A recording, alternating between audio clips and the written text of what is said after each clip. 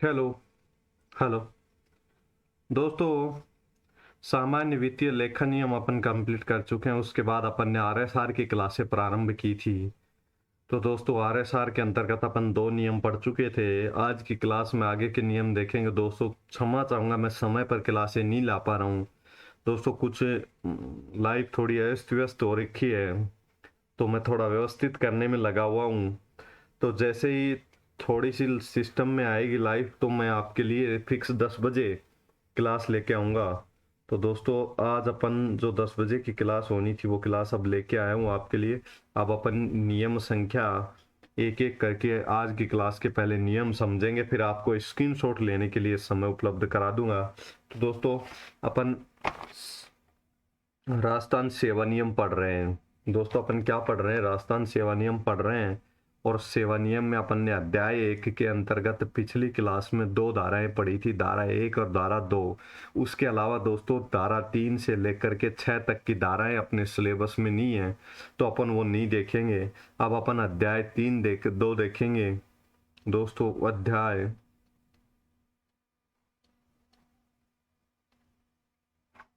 अध्याय 2 किसके संबंध में है? दोस्तों परिभाषाओं,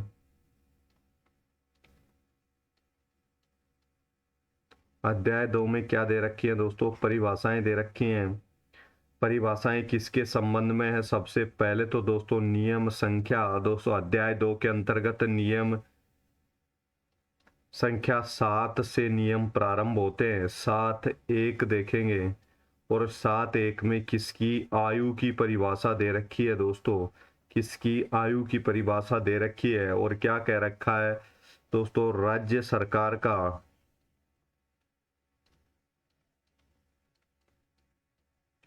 सरकार का कर्मचारी का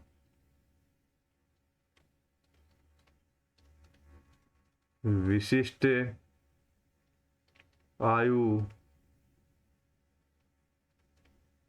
प्राप्त करने पर, विशिष्ट आयु प्राप्त करने पर, राज्य कर्मचारी का विशिष्ट आयु प्राप्त करने पर क्या किया जाएगा? उसको सेवानिवृत्त होता है। सेवानिवृत्ति होती है।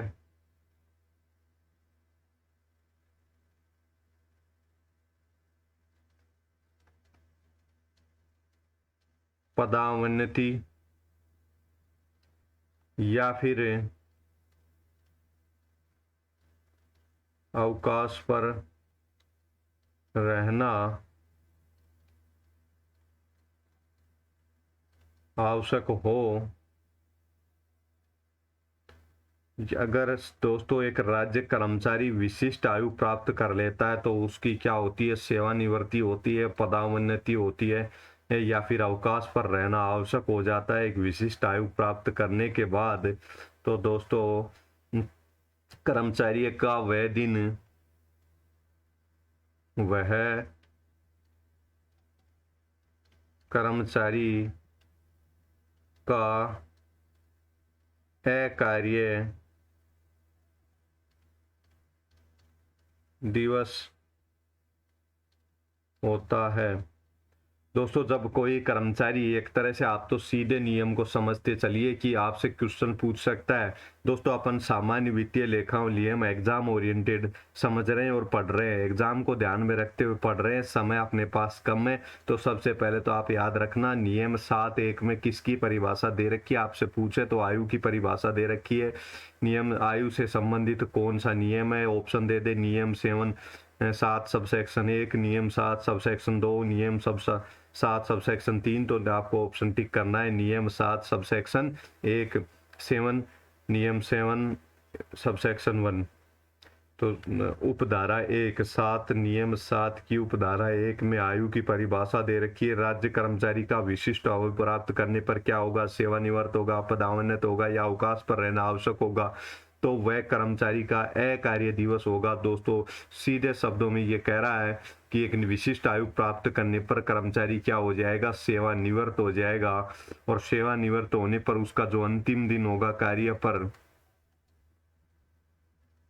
कार्य पर जो अंतिम दिन होगा वो अंतिम दिन क्या होगा, अकार्य दिवस होगा उसके लिए। उस दिवस को अकार्य दिवस से आपने देखा होगा दोस्तों, जो विद्यालय से कोई शिक्षक रिटायर होता है, गवर्नमेंट विद्यालय से जब कोई शिक्षक रिटायर होता है, तो जिस दिन उस विद्यालय का रिटायरमेंट का प्रोग्राम होता है, उस दिन उस शिक्षक को पढ़ाना नहीं होता, क्योंकि वो उस दिन उस शिक्षक का अकार्य दिवस होता है। वो उसके रिटायरमेंट के एक समय उसके संबंध में खुशी, उसके संबंध में प्रोग्राम करने के लिए उसको अकार्य दिवस घोषित किया गया, उस कर्मचारी का अकार्य दिवस माना जाएगा।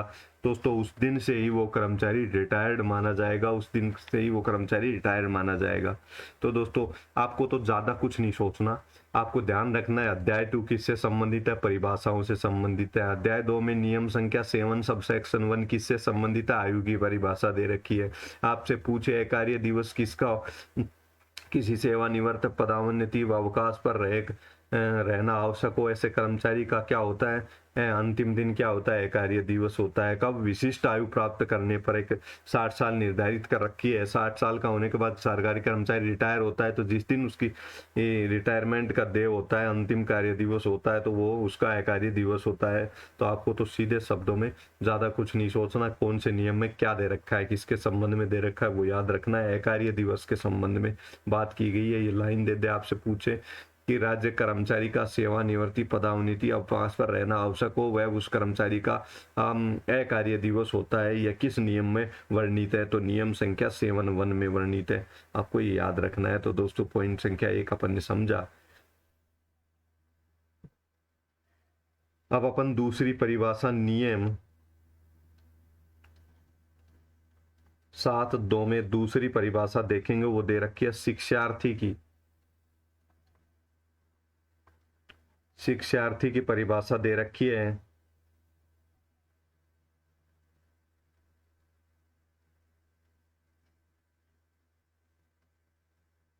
तो दोस्तों ये परिभाषा क्या कहती है, किसी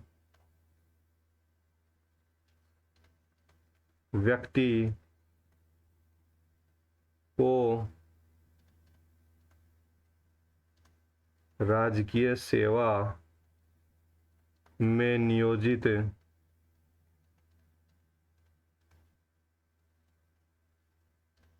करने के उद्देश्य से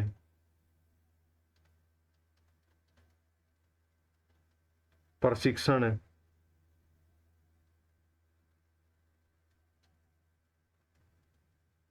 तो दोस्तों किसी कर्मचारी को राजकीय सेवा में नियोजन, यानी कि राजकीय सेवा में किसी कर्मचारी को लगाने के उद्देश्य से अगर उसको क्या किया जाता है, उसको प्रशिक्षणार्थी उद्देश्य से उसको क्या किया जाता है, प्रशिक्षण दिया जाता है।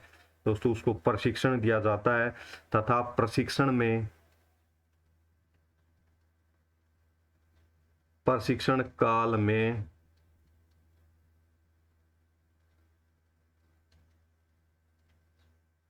स्टाइपेंड के रूप में राशि प्राप्त करता है,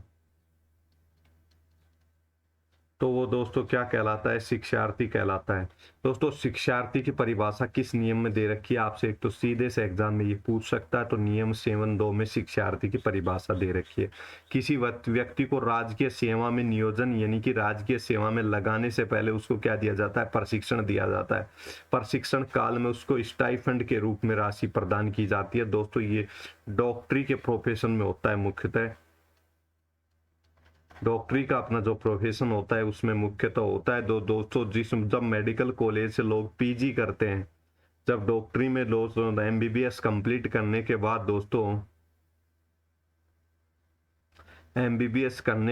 दोस्तों मेडिकल कॉलेज से पीजी किया जाता है। जब वो पीजी करते हैं तो उस समय वो राजकीय सेवा में प्रशिक्षण के दौरान ही क्या करते हैं, सेवाएं देते हैं, अपनी सेवाएं देते हैं। दोस्तों डॉक्टरी प्रोफेशन के अंदर क्या होता है कि दोस्तों अनुभव से सीखा जाता है। ऑपरेशन करना कब आएगा, जब ऑपरेशन करने जाएंगे। तो दोस्तों जो स्टूडेंट पीजी करते हैं तो उस समय पे उनको हॉस्पिटल के अंतर्गत आकर के उनको क्या करनी होती है, इंटर्नशिप करनी होती है, प्रशिक्षण प्राप्त करना होता है। तो वो डेली हॉस्पिटल जाते हैं, पेशेंट्स को देखते हैं, उनके ऑपरेशन में बड़े डॉक्टर के निर्देशन में वो कार्य करते हैं, पीजी कर रहे होते हैं। तो तो उनको क्या करनी होती है, प्रैक्टिस करनी होती है। तो वो इसलिए तो इस प्रशिक्षण काल में उनको एक छात्रवृत्ति के रूप में पैसे दिया जाते हैं, स्टाइफंड दिया जाता है, 30-40 हज़ार रुपये उनको दिए जाते हैं। तो वो दोस्तों इस समय उसको बाद में जो पीजी करते हैं तो उनको राजकीय सेवा में नियोजित कर लिया जाता है, लगा लिया जाता है।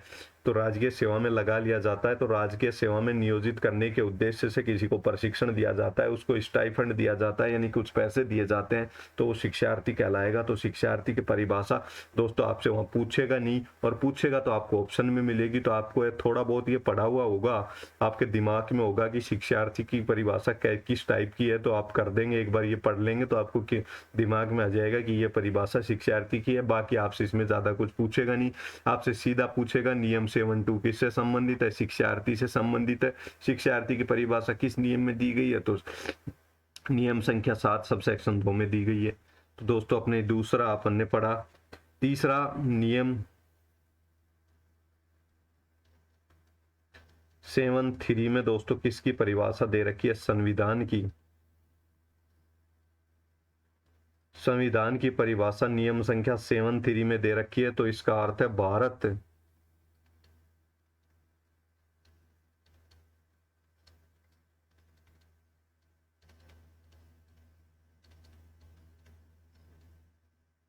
दोस्तों सामान्य वित्तीय लेखा नियम में जहां पर भी संविधान का प्रयोग किया जाए उसका मतलब है भारत गणराज्य के संविधान से है, यानी कि अपने देश के संविधान की बात कर रहा है।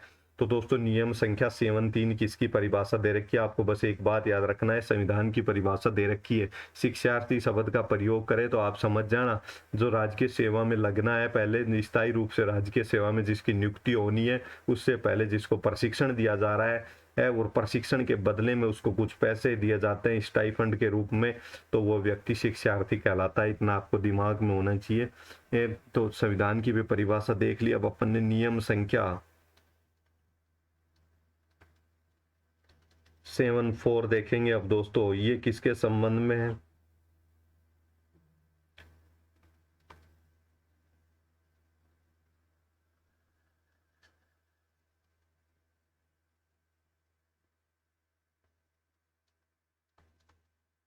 संवर्ग के संबंध में है दोस्तों। संवर्ग क्या कहलाता है, कैडर कहलाता है दोस्तों। मंत्रालय के कर्मचारियों का अलग कैडर होता है। तो संवर्ग क्या कहलाता है, किसी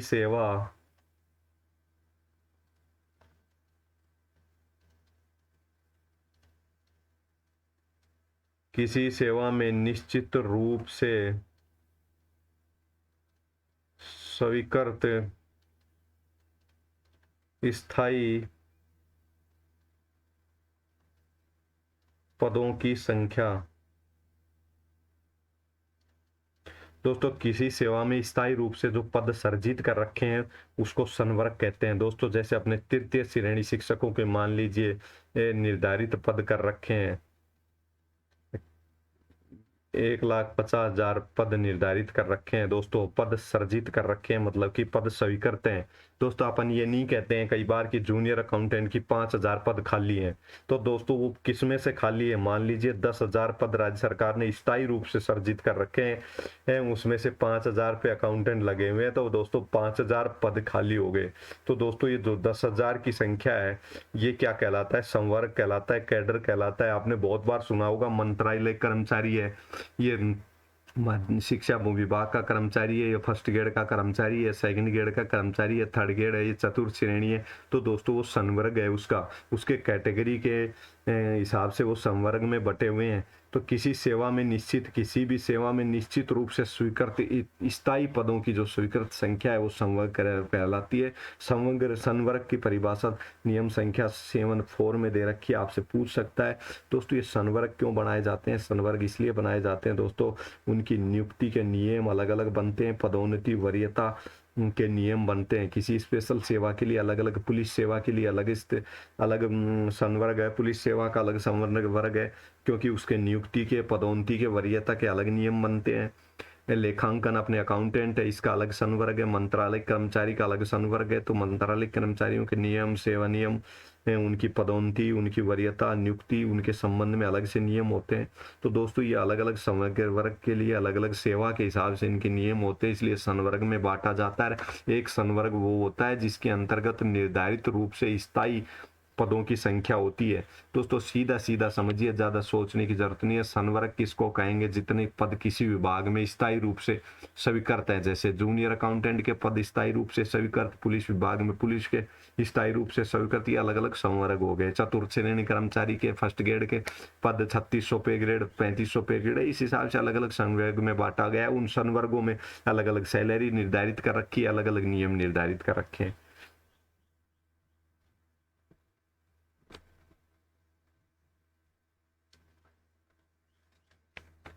अब दोस्तों परिभाषा अगली है। तो दोस्तों संवर्ग जहां शब्द का प्रयोग करें तो आप समझना जाना स्थायी रूप से सर्जित पदों को इस संवर्ग कह रहा है। तो नियम संख्या 74A अगला है ये दोस्तों चतुर्थ श्रेणी सेवा। तो दोस्तों चतुर्थ श्रेणी सेवा कौन सी होगी? जिनको 1700 रुपए वेतन दिया जाता है, जिनको 1700 रुपए वेतन दिया जाता है, यानी दोस्तों ये मूल वेतन है। इसमें महंगाई भत्ता, यात्रा भत्ता, हाउस रेंट अलाउंस आदि जो भी अन्य सुविधाएं प्राप्त होती हैं वो नहीं है, मूल वेतन है ये, जिसको अपन पे ग्रेड बोलते हैं, पे बैंड बोलते हैं। तो दोस्तों ये हो गया अपना। दोस्तों दूसरी परिभाषा चतुर्थ श्रेणी सेवा की क्या दे रखी है कर्मचारी की? दूसरी परिभाषा ये दे रखी है, वेतन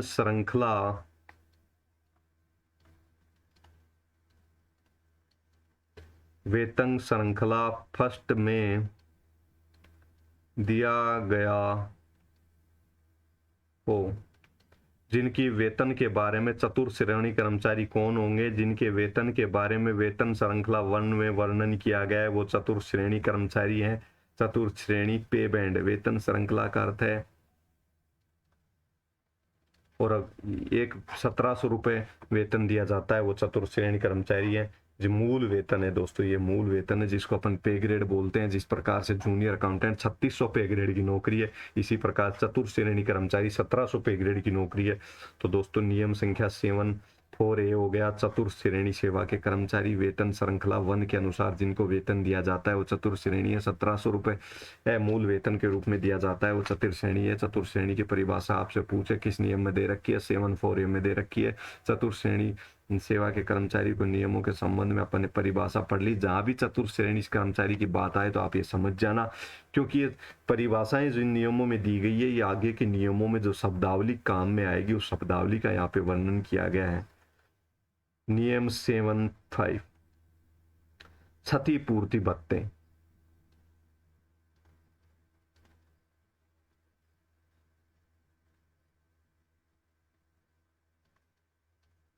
क्षतिपूर्ति भत्ते, क्षतिपूर्ति भत्ते व्यक्तिगत रूप से व्यय की गई राशि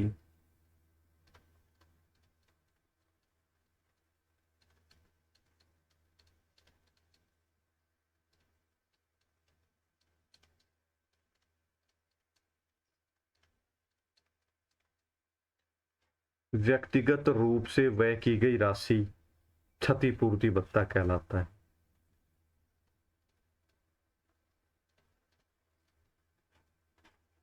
व्यक्तिगत रूप से व्यय की गई राशि की क्षतिपूर्ति राज्य सरकार के द्वारा कर दी जाती है। सरकारी कर्मचारी दोस्तों क्षतिपूर्ति के भत्ते के संबंध में, क्षतिपूर्ति के संबंध में नियम संख्या 75 में दे रखा है। व्यक्तिगत रूप से व्यय की गई राशि, जो कोई कर्मचारी का भी ऐसी परिस्थितियां उत्पन्न होती है उसको राशि व्यक्तिगत रूप से व्यय करना पड़ता है, उसकी क्षतिपूर्ति राज्य किसके द्वारा कर दी जाती है? सरकार के द्वारा कर दी जाती है, तो वो क्षतिपूर्ति भत्ते कहलाएंगे। और क्षतिपूर्ति कब की जाएगी? दोस्तों ये आपने इसका एग्जाम्पल आपको समझने के लिए, दोस्तों विद्यालय के अंदर पोषाहार योजना चलती है, आप सबको पता होगा, मिड डे मील चलता है। जब मिड डे मील के अंतर्गत डेली जो सब्जी लाई जाती है और दूध आता है, आजकल आपको पता होगा मिड डे मील में दूध आता है, दूध और सब्जी जो लाई जाती है उसका पेमेंट पहले तो दोस्तों शिक्षकों के द्वारा, विद्यालय के प्रधानाध्यापक या शिक्षक द्वारा किया जाता है, बाद में उसका भुगतान किया जाता है। तो दोस्तों व्यक्तिगत रूप से व्यय की गई राशि की सरकार द्वारा बाद में जब कब क्षतिपूर्ति कर दी जाए तो वो क्षतिपूर्ति भत्ते के अंदर आएगा। नियम संख्या 75 हो गया अपना। इसमें दोस्तों यात्रा भत्ता भी शामिल है, इसमें यात्रा भत्ता भी शामिल है, लेकिन इसमें कौन सा भत्ता शामिल नहीं है ये भी दे रखा है, सत्कार भत्ता। दोस्तों सत्कार भत्ता, दोस्तों जो ये सत्कार भत्ता होता है ये उच्च उच्च श्रेणी की सेवाओं में प्राप्त होता है, जैसे आईएएस को प्राप्त होता है ये सत्कार भत्ता, मंत्रियों को सत्कार भत्ता मिलता है, उच्च श्रेणी के अधिकारियों को सत्कार भत्ता मिलता है। तो सत्कार भत्ता दोस्तों क्षतिपूर्ति में शामिल नहीं किया जाएगा। यात्रा भत्ता क्षतिपूर्ति के अंतर्गत शामिल होता है, लेकिन दोस्तों भारत से बाहर कोई यात्रा करता है,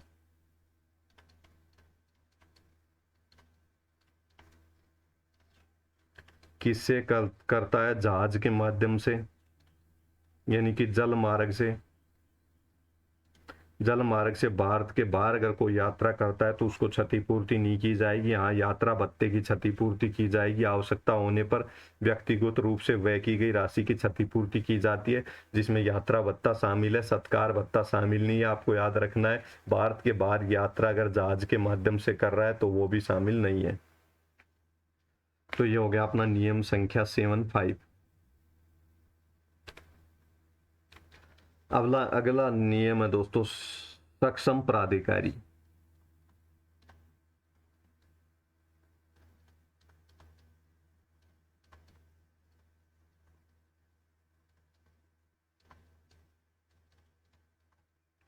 दोस्तों सक्षम प्राधिकारी अपन ने सामान्य वित्तीय लेखा नियम पढ़े, उसमें भी सक्षम प्राधिकारी पढ़ा था, और यहाँ पर भी नियम संख्या 76 में सक्षम प्राधिकारी। तो राजस्थान का सर्वोच्च सक्षम प्राधिकारी राज्य का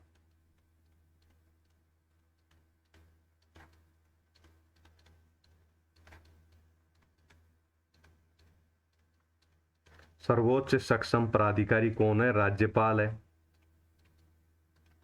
और दोस्तों सक्षम प्राधिकारी कौन होगा, जिसको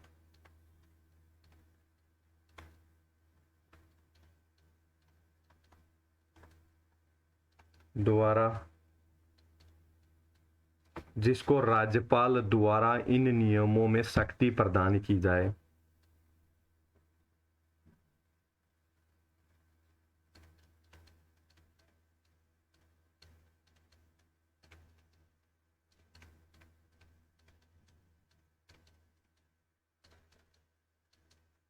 तो दोस्तों सक्षम प्राधिकारी की परिभाषा किस में दे रखी है, तो आपको याद रखना है नियम संख्या 76 में दे रखी है। राज्य का सर्वोच्च सक्षम प्राधिकारी राज्यपाल होता है, और राज्यपाल जिसको इन नियमों के अंतर्गत, इन नियमों का मतलब यहाँ सामान्य राजस्थान सेवा नियम से है, राजस्थान सेवा नियमों में जिसको व्यक्ति को शक्ति प्रदान की गई है राज्यपाल के द्वारा, वही सक्षम प्राधिकारी कहलाता है। तो दोस्तों ये सक्षम प्राधिकारी की अपन ने परिभाषा पढ़ी, और सक्षम प्राधिकारियों की सूची दे रखी है दोस्तों, लिस्ट दे रखी है सक्षम प्राधिकारी कौन होंगे, वो दे रखी है परिशिष्ट 9 में। परिशिष्ट दोस्तों 9 में, परिशिष्ट 9 में लिस्ट दे रखी है, सक्षम प्राधिकारियों की सूची दे रखी है परिशिष्ट 9 में। तो ये दोस्तों आप समझ गए होंगे। अब इसके बाद में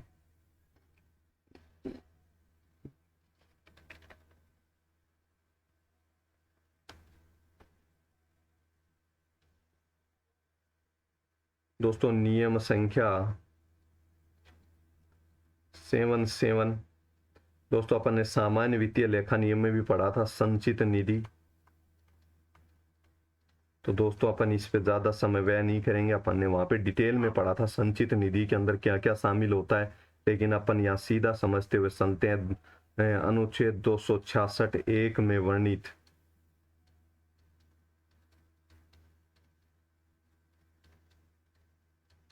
दोस्तों संविधान के अनुच्छेद 266(1) में वर्णित निधि को संचित निधि कहा जाएगा और 7(7) में यह परिभाषा दे रखी है। तो जहां शब्द संचित निधि का प्रयोग किया जाए तो सामान्य वित्तीय लेखा सामान्य सेवा नियमों में सामान्य राजस्थान सेवा नियमों में 266(1) में वर्णित संचित निधि से अर्थ लगाना है अपने को।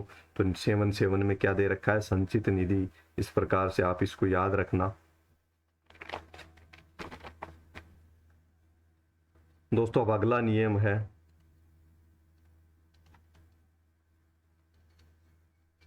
7(7)(a). दोस्तों ये नियम किसके संबंध में?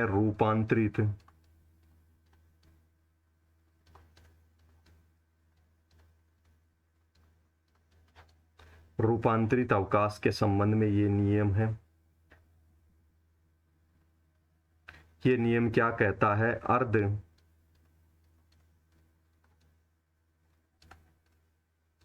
अर्ध वेतन अवकाश को पूर्ण वेतन अवकाश में बदला जा सकता है। अर्ध वेतन अवकाश को पूर्ण वेतन अवकाश में बदलना ही रूपांतरित अवकाश कहलाता है। दोस्तों ये अर्ध वेतन, पूर्ण वेतन और ये वेतन के मामले में क्या मामला है समझिएगा। दोस्तों 3 प्रकार से अवकाश प्राप्त होता है। पहला तो होता है सवैतनिक। सवैतनिक में वेतन दिया जाता है। दूसरा होता है अर्धवैतनिक और तीसरा होता है अवैतनिक। दोस्तों सवैतनिक अवकाश प्राप्त होता है जिसमें दोस्तों वेतन दिया जाता है अवकाश के दिन का भी कर्मचारी को। अर्धवैतनिक में दोस्तों आधा वेतन दिया जाता है कर्मचारी को अवकाश के समय में। और अवैतनिक अवकाश जो प्राप्त करता है कर्मचारी उसमें कोई वेतन नहीं दिया जाता है, जिसको अपन नॉन पेमेंट होना बेल बोलते हैं। तो जो लंबे समय के लिए जाता है तो उसको अवैतनिक अवकाश लेने होते हैं। बीमारी के कारण थोड़ा ज़्यादा सवैतनिक अवकाश खत्म हो जाते हैं, समाप्त हो जाते हैं, तो अर्धवैतनिक अवकाश प्राप्त होते हैं। सबसे पहले तो सवैतनिक जिनमें उनको पूरी तनख्वाह मिलेगी, अवकाश भी मिल जाएगा, जरूरत होने पर छुट्टी ले सकता है। लेकिन सवैतनिक अवकाश की एक लिमिट दे रखी है जो आगे अपन सामान्य राजस्थान सेवा नियमों में पढ़ेंगे। सवैतनिक अवकाश में जो अपने को समाप्त हो जाते हैं किसी कर्मचारी के, तो फिर उसको आगे भी अवकाश की अगर जरूरत है तो अर्धवैतनिक आधे वेतन पे अवकाश मिलेंगे। फिर भी उसको अवकाशों की जरूरत पड़ रही है तो अवैतनिक अवकाश ले सकता है। तो दोस्तों अर्धवैतनिक अवकाशों को रूपांतरित अवकाश किसको कहेंगे? जब पूर्ण अवकाश में बदल दिया जाएगा। आधे वेतन वाले अवकाश को दोस्तों 2 दिन आधे आधे वेतन के अवकाश पे है, तो दोस्तों इन दोनों को मिलाकर पूर्ण अवैतनिक अवकाश एक पूर्ण अवैतनिक अवकाश बन जाएगा, सवैतनिक अवकाश बन जाएगा। तो पूर्ण वैतनिक अवकाश में बदला जा सकता है तो रूपांतरित अवकाश कहलाएगा। ये अपन आगे डिटेल में नियमों में पढ़ेंगे। अब दोस्तों आज अपन ने पढ़ा सामान्य वित्तीय लेखा नियम के नियम संख्या 7 के कुछ पॉइंट्स देखे। एक एक पॉइंट्स को आप दोस्तों स्क्रीनशॉट ले लें।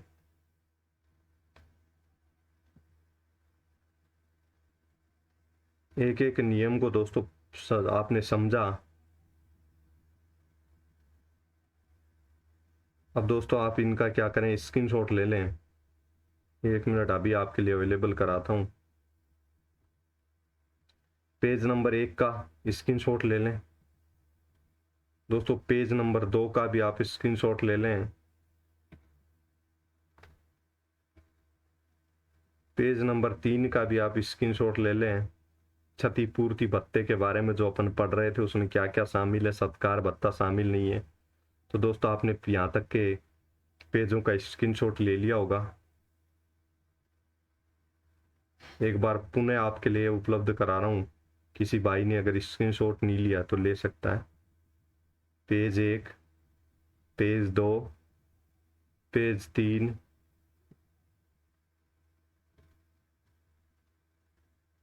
पेज 4 और पेज 5 तक के पेज का आप स्क्रीनशॉट ले लें यहाँ तक। तो दोस्तों अपन ने सामान्य राजस्थान सेवा नियम अपन पढ़ रहे थे और राजस्थान सेवा नियम में दोस्तों सामान्य वित्तीय लेखा नियम पहले चल रहा था। अब अपन राजस्थान सेवा नियम पढ़ रहे हैं और अपन ने आज कुछ पॉइंट समझे। एक एक पेज का स्क्रीनशॉट ले लें, आप पढ़ें और फिर इनको लिख नोट कर लें, फिर पढ़ें और फिर मेरी क्लास को देखोगे तो आराम से समझ में आएगा। आप देखेंगे दोस्तों नेक्स्ट क्लास में, अगली क्लास दोस्तों थोड़ी बड़ी करने वाला हूँ मैं। अब जैसे जैसे अपन आगे बढ़ेंगे तो अपनी क्लास बड़ी होती चली जाएगी। धन्यवाद दोस्तों। प्रीवियस ईयर क्वेश्चन पेपर अवश्य करना दोस्तों, आपको किस हिसाब से क्वेश्चन आते हैं और क्या चीज़ याद करनी है, क्या याद नहीं करना, किस प्रकार से शॉर्ट में अपने नियमों को याद कर सकते हैं, ये आपको अनुभव होगा प्रीवियस ईयर क्वेश्चन पेपर देखने से। अपन ने सामान्य वित्तीय लेखा नियम का तो एक प्रीवियस ईयर क्वेश्चन करा दिया है और आने वाले प्रीवियस ईयर क्वेश्चन अपन कराएंगे। धन्यवाद।